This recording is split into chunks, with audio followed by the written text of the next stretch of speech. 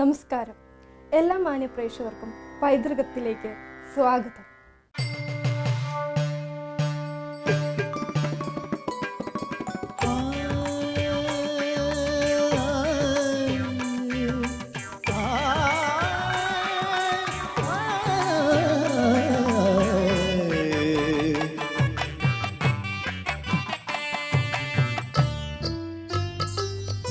ധനികരി സരി ഗമ ഗമ ഗമ ഗമ ഗരി സ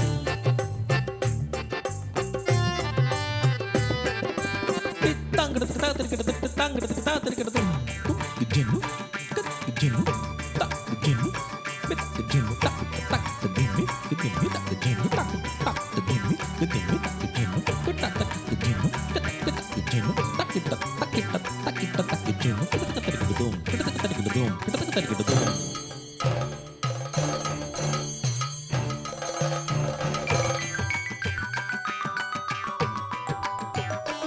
Gamagari sa sa sa sa sa sa ni sa da sa ni sa da sa ni sa da sa ni da ma ga gamagari sa ni da ma ga ma ga ma ga ma ga ri sa ni ga sa ri ga sa ri ga sa ri ga ma ga ma da sa ni da ma ri da ma ga da ma ga ri ma ga ri sa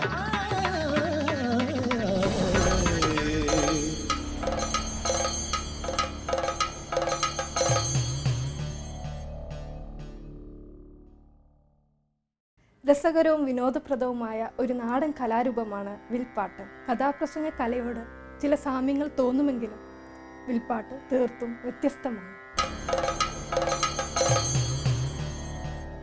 വില്ലാശൻ പറയുന്ന കഥ കോമാളികൾ ഏറ്റുപറഞ്ഞ് സംശയങ്ങൾ ദൂരീകരിക്കുന്നു. താളവാദ്യങ്ങളുടെ അകമ്പടിയോടെ ഗായക സംഘം അത് ഏറ്റുപാടുന്നതോടെ കഥ കൂടുതൽ വ്യക്തമാകുന്നു. ചമയം കൊണ്ടും വേഷം കൊണ്ടും ഏറെ വർണ്ണാഭവുമാണ് ഈ കലാരൂപം. എന്നുവെച്ചാൽ ആകെ ഒരു ആനച്ചന്ത.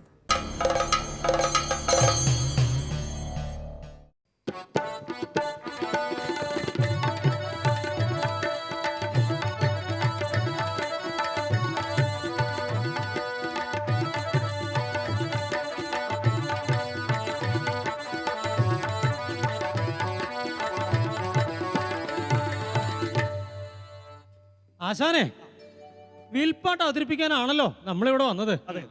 എന്താണ് ആശാനെ നമ്മൾ അവതരിപ്പിക്കുന്ന വിൽപ്പാട്ടിന്റെ പേര്? നമ്മളിവിടെ അവതരിപ്പിക്കുന്ന വിൽപ്പാട്ടിന്റെ കഥയുടെ പേരാണ് വിശുദ്ധ സെബസ്ത്യാനോസ്.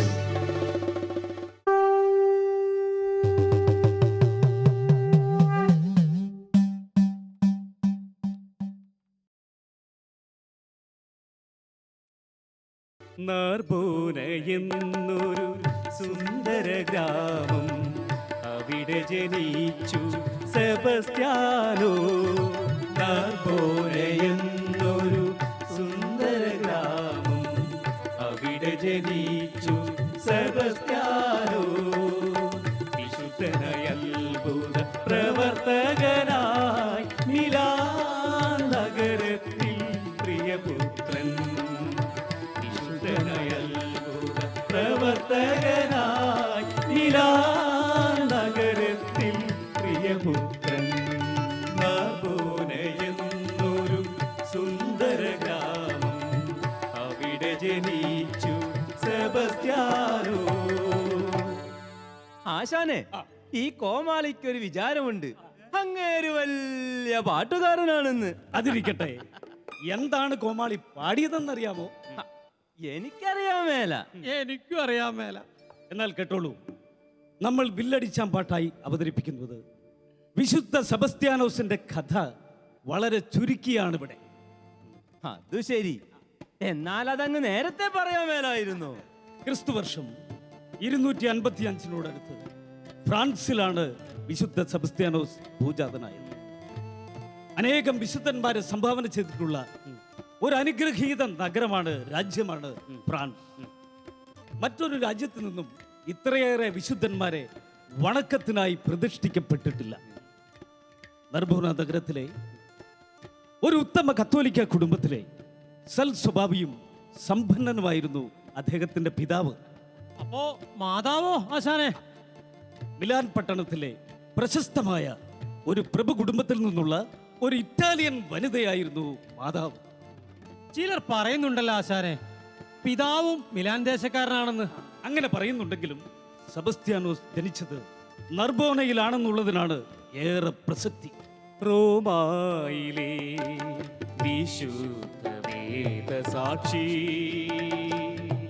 സെബസ്ത്യാനോസ് പുണ്യവാളൻ. റോമായിലെ വിശുദ്ധ വേദസാക്ഷി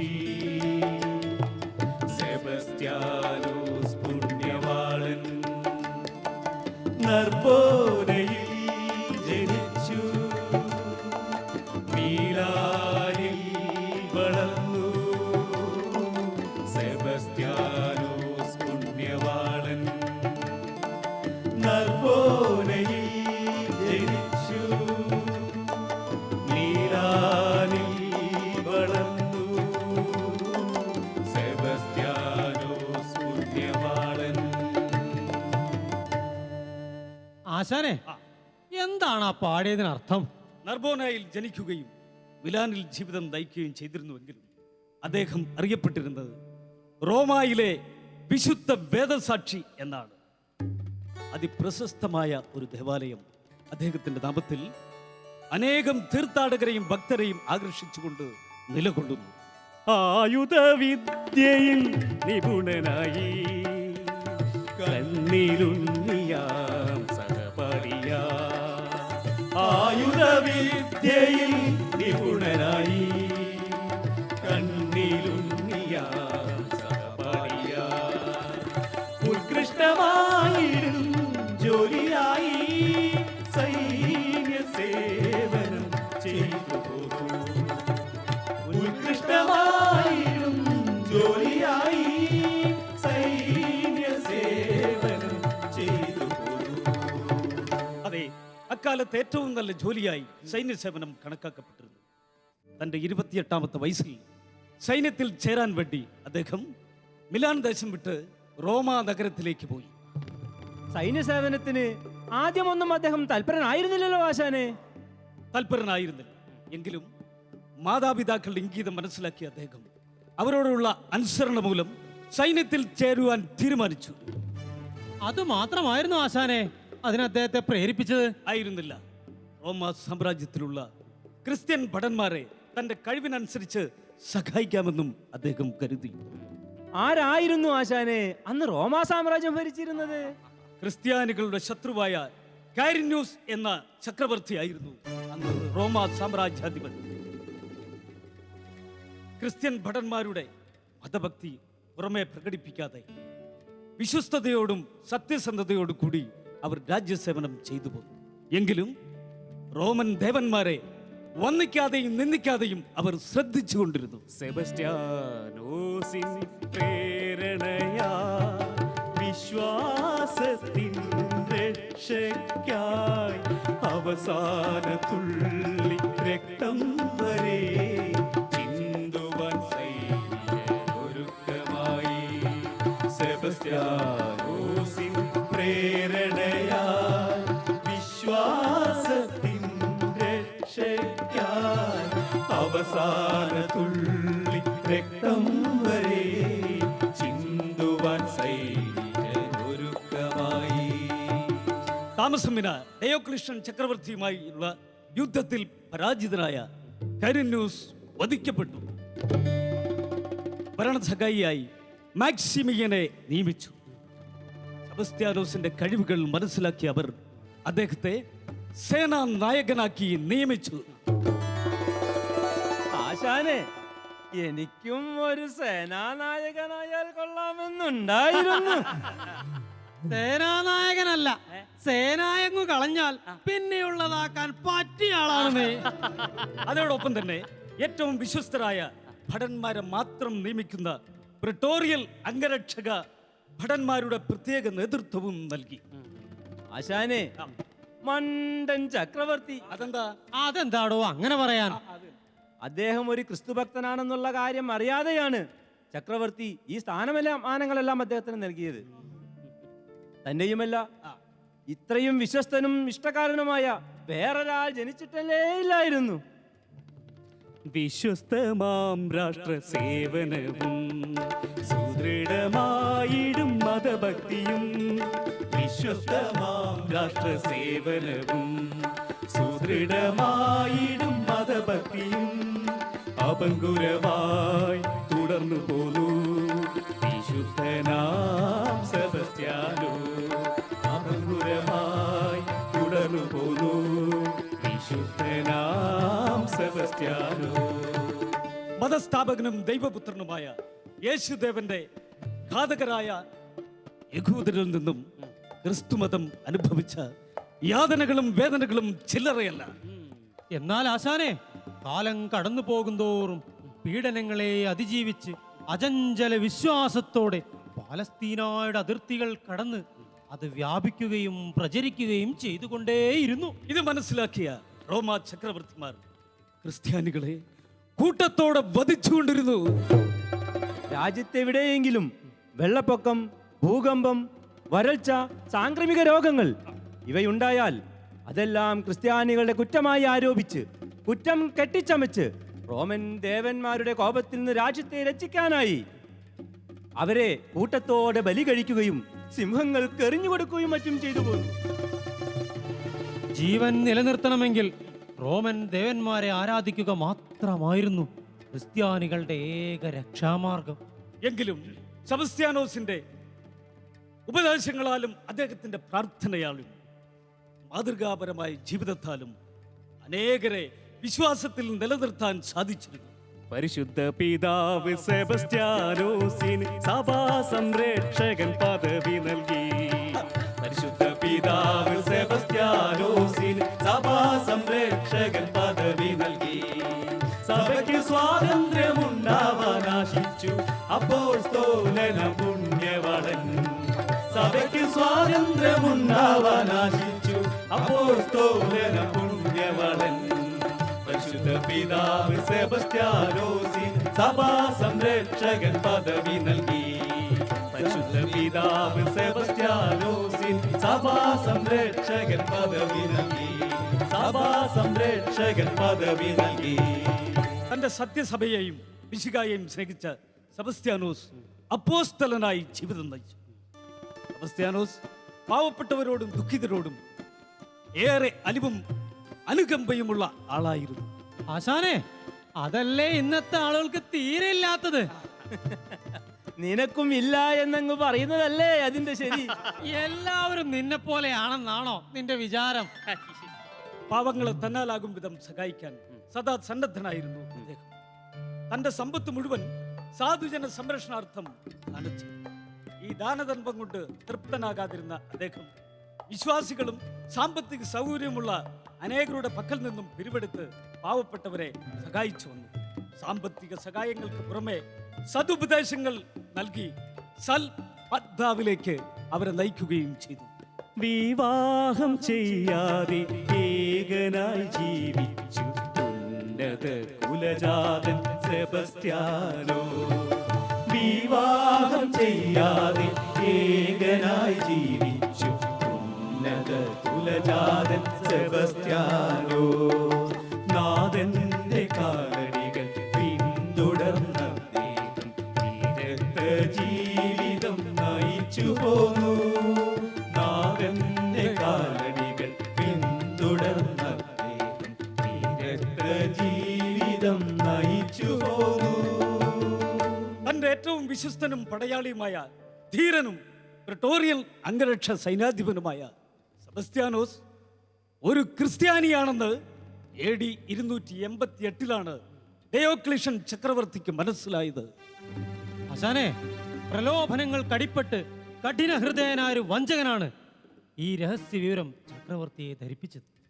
കോപപരിവുണ്ട ചക്രവർത്തി സെബസ്ത്യാനോസിനെ ചോദ്യം ചെയ്തു. നമ്മുടെ കൊട്ടാരത്തിലെ ഏറ്റവും വലിയ ഉദ്യോഗത്തിൽ നിയമിതനായിട്ടുള്ള നിങ്ങൾ നമുക്കും നമ്മുടെ ദേവന്മാർക്കുമെതിരായി രാജ്യദ്രോഹ കുറ്റത്തിൽ രഹസ്യമായി ഏർപ്പെട്ടിരിക്കുന്നത് എന്താണ്? ഞാൻ എൻ്റെ രാജാവായ അങ്ങേക്കെതിരായി ഒന്നും ചെയ്തിട്ടില്ല. അങ്ങയുടെ രക്ഷയ്ക്കും ഉയർച്ചയ്ക്കും വേണ്ടി ദൈവത്തോട് അപേക്ഷിക്കുകയും റോമൻ സാമ്രാജ്യത്തിന്റെ രക്ഷയ്ക്കായി ശ്രമിക്കുകയും സത്യദൈവത്തോട് പ്രാർത്ഥിക്കുകയും മാത്രമാണ് ചെയ്തിട്ടുള്ളത്. അദ്ദേഹം തുടർന്നു. കള്ളദേവന്മാരോട് പ്രാർത്ഥിക്കുന്നത് നിഷ്ഫലമാണെന്നറിയാവുന്നതിനാൽ സ്വർഗസ്ഥനായ ഏക സത്യദൈവത്തോട് മാത്രമാണ് എന്റെ ആരാധന. സെബസ്ത്യാനോസിന്റെ മറുപടി കേട്ട ക്ഷണത്തിൽ കോപാഗ്നിയിൽ ജ്വലിച്ച ചക്രവർത്തി ഇതുവരെ തന്റെ വിശ്വസ്തനായിരുന്ന സെബസ്ത്യാനോസിനെ വിശാലമായ ഒരു മൈതാന മധ്യത്തിൽ നിൽക്കുന്ന വൃക്ഷത്തിൽ കെട്ടിയിട്ട് അമ്പെയ്ത് കൊല്ലുവാൻ കൽപ്പന കൊടുത്തു. ക്രൂരമായി വിധം വിധി പറഞ്ഞു ചക്രവർത്തി, റോമ ചക്രവർത്തി. ക്രൂരമായി വിധം വിധി പറഞ്ഞു ചക്രവർത്തി, റോമ ചക്രവർത്തി. വിശ്വാസത്തിൽ വ്യതിചലിപ്പിക്കുവാൻ വിധി നടക്കും മുമ്പ് അവർ ശ്രമിച്ചു. വിശ്വാസത്തിൽ വ്യതിചലിപ്പിക്കുവാൻ വിധി നടക്കും മുമ്പ് അവർ ശ്രമിച്ചു. മരണത്തെ ഭയപ്പെട്ട് തന്റെ വാഗ്ദാനങ്ങളിൽ മയങ്ങി സെബസ്ത്യാനോസ് മാപ്പ് പറഞ്ഞ് വിശ്വാസം ഉപേക്ഷിക്കുമെന്ന് ഘോഷനായ ആ ചക്രവർത്തി മനസ്സിലാക്കി. വിലയേറിയ സമ്മാനങ്ങളും ഉദ്യോഗ കയറ്റവുമെന്നല്ല സെബസ്ത്യാനോസ് ആവശ്യപ്പെടുന്നതെന്തും നൽകാമെന്ന് നേരിട്ടും വിശ്വസ്തന്മാരും മധ്യസ്ഥന്മാരും മുഖേന പലവട്ടം അദ്ദേഹത്തോട് വാഗ്ദാനം ചെയ്തു. എന്നാൽ ഇഹലോകത്തിൽ ലഭിക്കാവുന്ന സമ്പത്തിന്റെയും സ്ഥാനമാനങ്ങളുടെയും അനേകം മടങ്ങ് വിലപിടിപ്പുള്ള സ്വർഗീയ സമ്പത്ത് കാംക്ഷിക്കുന്ന സെബസ്ത്യാനോസ് തന്റെ വിശ്വാസത്തിൽ കൂടുതൽ കൂടുതൽ ഔന്നത്യം പ്രാപിച്ചുകൊണ്ടേയിരുന്നു. പരിശ്രമങ്ങളെല്ലാം പാഴ്വേലയായിരുന്നു ബോധ്യപ്പെട്ട ചക്രവർത്തി തന്റെ വിധി നടപ്പിലാക്കുവാൻ ദൃഢനിശ്ചയം ചെയ്തു. അടുത്ത ദിവസം പ്രഭാതത്തിൽ വധശിക്ഷ നടപ്പാക്കുവാൻ അന്ത്യശാസനം നൽകി. ആ പ്രഭാതത്തിൽ ആനീതനാ സ്വർഗീയ സൗഭാഗ്യം നേടുവാനാ. ആ പ്രഭാതത്തിൽ ആനീതനാ സ്വർഗീയ സൗഭാഗ്യം നേടുവാനാ. ചക്രവർത്തി വഴി കാണിച്ചു തന്നതിൽ നന്ദിയോടി ദൈവത്തോടായി. ചക്രവർത്തി വഴി കാണിച്ചു തന്നതിൽ നന്ദിയോടി ദൈവത്തോടായി. ആ പ്രഭാതത്തിൽ ആനിതനാ സ്വർഗീയ സൗഭാഗ്യം വധസ്ഥലത്തെത്തിയ ഉടനെ അമ്പെയ്ത്ത് വിദഗ്ധന്മാരായ ഏതാനും ആരാധകന്മാർ അസ്ത്രപ്രയോഗത്തിന് തയ്യാറായി. പുലച്ച വില്ലും ആവനാഴി നിറയെ അമ്പുകളുമായി സ്ഥലത്തെത്തി. ആശാനെ, പട്ടാളക്കാർ സെബസ്ത്യാനോസിന്റെ വസ്ത്രം ഉരിഞ്ഞു. ആ വസ്ത്രം കൊണ്ട് അദ്ദേഹത്തെ ഒരു മരത്തിൽ വരിഞ്ഞു കെട്ടി. മനം മാറ്റത്തിന് അവസരം ലഭിക്കത്തക്ക വിധം ഇഞ്ചിഞ്ചായി മരിക്കുവാൻ അമ്പെയ്യുവാനാണ് ആ കാട്ടാളന്മാർക്ക് നിർദ്ദേശം നൽകിയിട്ടുള്ളത്. അതിനാൽ കൈകാലുകളിലും മറ്റും അമ്പെയ്ത് അദ്ദേഹത്തെ അവശനാക്കി. ശരീരത്തിലെ രക്തമെല്ലാം ധാരധാരയായി ഒഴുകിത്തീർന്നതിനാൽ അദ്ദേഹം പെട്ടെന്ന് അബോധാവസ്ഥയിലായി. ബോധം പോകുന്നത് വരെ സെബസ്ത്യാനോസ് സന്തോഷവാനും പ്രാർത്ഥനാ നിരതനുമായി. ജീവൻ വെടിഞ്ഞെന്നു കരുതിയവർ അമ്പെയ്ത്തു നീർത്തുവാൻ തീർച്ചയാക്കി. ജീവൻ വെടിഞ്ഞെന്നു കരുതിയവർ അമ്പെയ്ത്തു നീർത്തുവാൻ തീർച്ചയാക്കി. ആശത്തിൻ കെട്ടുകൾ അഴിച്ചു വിട്ടു, ബന്ധന വിമുക്തമായി നിലം പതിച്ചു. പാശത്തിൻ കെട്ടുകൾ അഴിച്ചു വിട്ടു, ബന്ധന വിമുക്തമായി നിലം പതിച്ചു. ജീവൻ പിരിഞ്ഞില്ലെങ്കിലും മുറിവുകളിൽ കൂടി ശരീരത്തിലെ രക്തമെല്ലാം ഒഴുകി വിളറി നിർജീവ അവസ്ഥയിൽ മരച്ചുവിട്ടിൽ ചുരുണ്ടുകൂടി കിടന്നു. ഈ അവസ്ഥ കണ്ട് അദ്ദേഹത്തിന്റെ ആരാധകരായ ക്രിസ്ത്യാനികൾ വാവിട്ട് നിലവിളിച്ചു. അംഗരക്ഷക സൈന്യാധിപനെ വധിച്ചതിന്റെ പ്രതിഫലം പറ്റിക്കൊണ്ട് അവർ രംഗം വിട്ടു. ഈ വാർത്ത നാടെങ്ങും പ്രചരിച്ചു. ആത്മനിർവൃതിയോടും ഗർവോടും കൂടി രാജാവ് സുഖനിദ്രയിലാണ്ടു. വിശ്വാസത്തിനു വേണ്ടി വീരചരമം പ്രാപിച്ച വിശുദ്ധ സെബസ്ത്യാനോസിന്റെ തിരുശരീരം പൂജ്യമായ ഒരു സ്ഥലത്ത് സംസ്കരിക്കാൻ അവരുടെ ആരാധകർ തീരുമാനിച്ചു. ആശാനെ, അതെന്തായാലും ഉചിതമായി. കാസുലൂസ് എന്ന വിശുദ്ധന്റെ സഹധർമ്മിണിയും വിധവയുമായ ഭക്തശ്രീ ആയിരുന്ന ഇറീൻ എന്ന ഭക്തശ്രീ മൃതശരീരം പരിശോധിച്ചപ്പോൾ നിർജീവമല്ല എന്ന് ബോധ്യമായി. അവർ ഉടനെ മറ്റു ക്രിസ്ത്യാനികളെ വിവരമറിയിച്ചു. ഖബറടക്കാൻ എന്ന വ്യാജേന രഹസ്യമായി തന്റെ വീട്ടിലേക്ക് സെബസ്ത്യാനോസിനെ കൊണ്ടുപോയി. ശുശ്രൂഷ നൽകിയും ഔഷധം നൽകിയും അവരാ വിശുദ്ധനെ സുഖപ്പെടുത്തി. ശുശ്രൂഷ നൽകിയും ഔഷധം നൽകിയും അവരാ വിശുദ്ധനെ സുഖപ്പെടുത്തി. രോഗവിമുക്തനായി ആരോഗ്യവാനായി വീണ്ടും സെബസ്ത്യാനോസ് പുണ്യവാളൻ. രോഗവിമുക്തനായി ആരോഗ്യവാനായി വീണ്ടും സെബസ്ത്യാനോസ് പുണ്യവാളൻ. രക്ഷപ്പെട്ടതിൽ അദ്ദേഹം ദുഃഖിതനായിരുന്നു. ആരാധകർ അദ്ദേഹത്തോട് ഒളിച്ചോടി പോകുവാൻ ആവശ്യപ്പെട്ടു. അദ്ദേഹം അതിന് പകരം ചക്രവർത്തിയുടെ കൊട്ടാരത്തിലെത്തി ചക്രവർത്തിയെ സഹായിച്ചു. സെബസ്ത്യാനോസ് മരിച്ചിട്ടില്ലെന്ന് ചക്രവർത്തിക്ക് ബോധ്യമായി. കൊട്ടാരത്തിന് മുമ്പിൽ വെച്ച് ഗദ കൊണ്ട് തലക്കടിച്ചു കൊല്ലുവാൻ വീണ്ടും കൽപ്പനയായി. ഭാരമേറും ഗദയാൽ അടിയേറ്റു വിശുദ്ധന്റെ ജീവൻ പൊലിഞ്ഞു. ഭാരമേറും ഗദയാൽ അടിയേറ്റു വിശുദ്ധന്റെ ജീവൻ പൊലിഞ്ഞു. രാജകിങ്കര ആഹ്ലാദചിത്തര സെബസ്ത്യാനോസ് സ്വർഗ്ഗം പൂകി.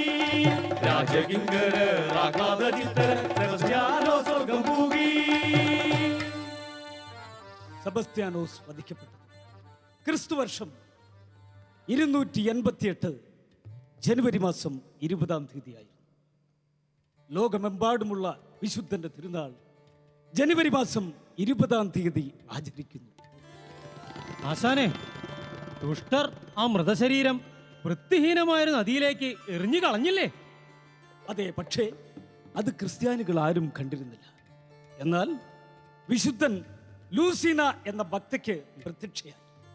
തൻ്റെ ശരീരം നദിയിൽ കിടക്കുന്ന സ്ഥാനം അവരെ അറിയിച്ചു. തൻ്റെ കൂട്ടരോടൊപ്പം മൃതശരീരം വീണ്ടെടുത്ത് അവർ ആപ്യം റോട്ടിനടുത്തുള്ള ഒരു ഭൂഗർഭാലയത്തിൽ ഭയഭക്തി ബഹുമാന പുരസ്കാരം സംസ്കരിച്ചു. താമസം വിന ലൂസീന തൻ്റെ ഭവനം വിശുദ്ധ സെബസ്ത്യാനോസിന്റെ നാമത്തിൽ ഒരു പള്ളിയായി മാറ്റുകയും തനിക്കുള്ള സമ്പത്ത് മുഴുവൻ ആ പള്ളിക്ക് ദാനധർമ്മം ചെയ്യുകയും ചെയ്തു. റോമിലെ പ്രശസ്തമായ 7 പള്ളികളിൽ ഒന്ന് വിശുദ്ധ സെബസ്ത്യാനോസിന്റേതാണ്. അനേകം അത്ഭുത പ്രവർത്തനങ്ങൾ വിശുദ്ധ സെബസ്ത്യാനോസ് കാണിക്കുകയുണ്ടായല്ലോ ആശാനെ. അതെ അതെ, അത് ശരിയാണ്. ഇന്ന് ലോകമെമ്പാടുമുള്ള ക്രിസ്ത്യാനികൾ ആ പുണ്യവാളനെ വണങ്ങുന്നു. വിശുദ്ധനായ സെബസ്ത്യാനോസേ ഞങ്ങൾക്കു വേണ്ടി പ്രാർത്ഥിക്കണമേ. വിശുദ്ധനായ സെബസ്ത്യാനോസേ ഞങ്ങൾക്കു വേണ്ടി പ്രാർത്ഥിക്കണമേ. ഞങ്ങൾ തൻ പാപം പൊറുക്കാനായി ഞങ്ങൾക്ക് നന്മ വരുത്താനായി.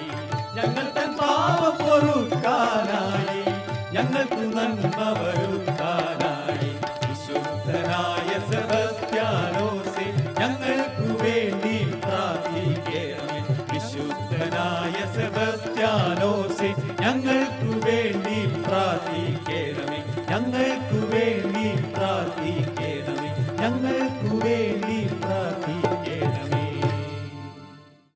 മലയാള മണ്ണിൻ്റെ തനത് കലാരൂപങ്ങളുമായി വീണ്ടും കണ്ടുമുട്ടുന്നതുവരെ എല്ലാവർക്കും നന്ദി, നമസ്കാരം.